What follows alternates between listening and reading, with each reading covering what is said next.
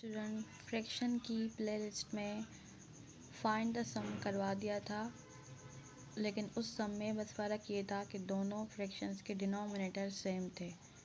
जब denominator same हो तो ये सम करना बिल्कुल आसान होता है।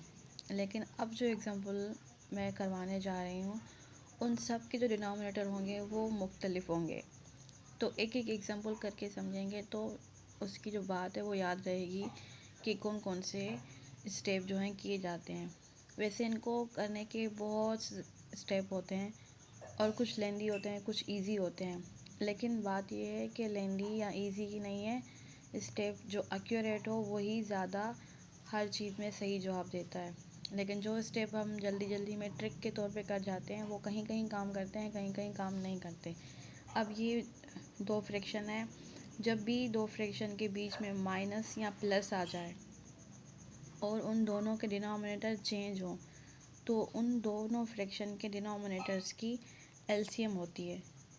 इन दोनों की एलसीएम होती है 3 और 5 की। अब जब आप ज़्यादा कर लेंगे तो आपको अंदाज़ा हो जाएगा कि इन दोनों की एलसीएम क्या होगी। लेकिन अगर आप न्यू है तो आपको बाकायदगी से इनकी जो एलसीएम है वो फाइंड करनी पड़ेगी। तो पहले आप रफ वर्क पे जो है इनकी एलसीएम साइड पे फाइंड करेंगे।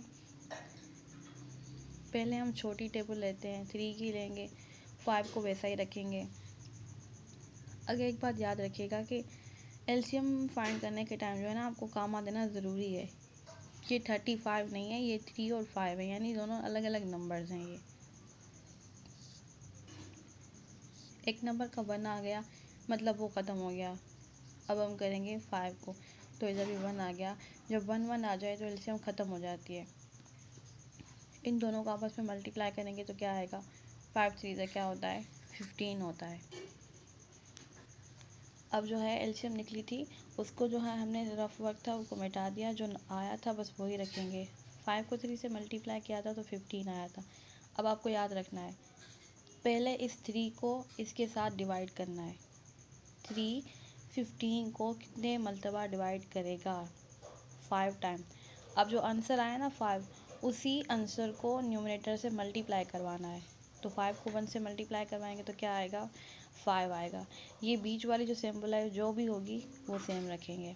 अब 5 को 15 से डिवाइड कराएंगे। हम वही जो है मेथड रिपीट कर रहे हैं जो हम इसमें करके आए थे, अब हम इसमें कर रहे हैं। 5 की टेबल 15 को कितनी मरतबा डिवाइड करेगी, 3 टाइम।